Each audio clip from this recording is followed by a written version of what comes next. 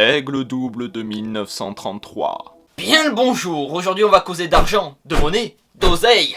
On va parler des aigles doubles. Les aigles doubles sont des pièces d'or de 20 $ qui ont été frappées entre 1907 et 1933. Jusqu'à la fin de l'époque de la rue vers l'or, la monnaie la plus forte était de 10 $. Du coup, faire une pièce de 20 $, ça faisait beaucoup. Pour mettre en perspective, c'est comme si aujourd'hui l'Europe sortait un billet de 1000 €. Et ces pièces aujourd'hui sont les plus rares et les plus cotées au monde. En 1933, lorsque Franklin Roosevelt devint président des États-Unis d'Amérique, il mit un terme au système étalon or pour permettre à l'économie de se remettre de la Grande Dépression. Il retira toutes les pièces de la circulation et il devint illégal d'en posséder.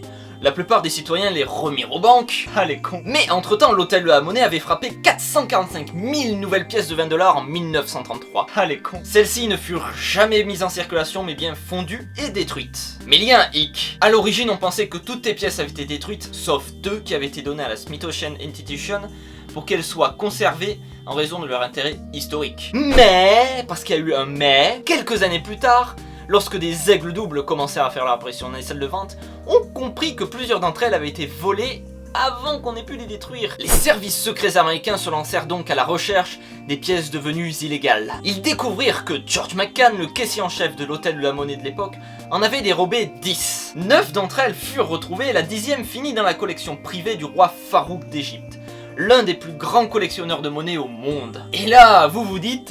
Et comment il a fait le roi Farouk pour se retrouver avec une aigle double? C'est en 1944 que le roi Farouk d'Égypte fit une demande de licence d'exportation pour une aigle double. Elle lui fut accordée par le département du Trésor qui, à ce moment-là, ignorait tout des 10 pièces volées. Ce n'est que plus tard que ce département prit conscience de la grave erreur juridique et diplomatique qu'ils avaient commise. La pièce était illégale et qui plus est volée.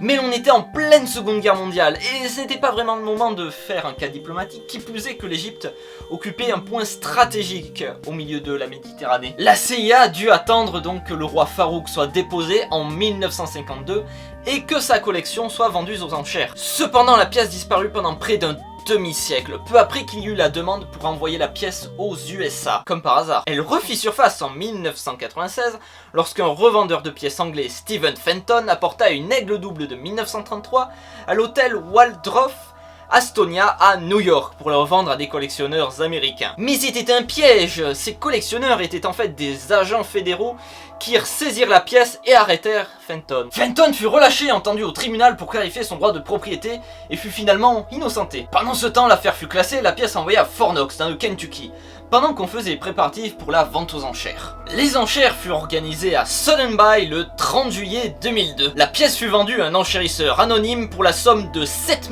590 020 $.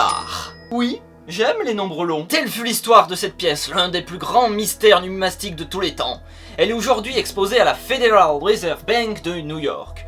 Si jamais vous passez à New York et que vous n'avez rien à visiter, allez ailleurs quand même. La pièce est désormais en cours légal. Après la vente aux enchères, l'hôtel de la monnaie en attribua officiellement la propriété légale, en faisant ainsi la seule aigle double 1933 autorisée à la propriété privée. Toute autre pièce encore en circulation est considérée comme propriété illégale parce que volée. Et si l'une d'entre elles est encore retrouvée, elle sera saisie et détruite. Il est aussi à noter qu'en août 2005, une dizaine de pièces furent découvertes par le Trésor américain. Ces pièces auraient été volées par le joaillier Israel Sweet en 1933. Or, ces pièces avaient été mises en 2005 dans le Fort Knox, jusqu'à 10 ans plus tard, où la famille de Israel Sweet fit un procès. Et grâce à un vice de procédure, la famille regagnèrent les 10 pièces. Merci de m'avoir écouté, n'hésite pas à partager, commenter, aimer la vidéo, voire même t'abonner. Et sur ce, à la prochaine!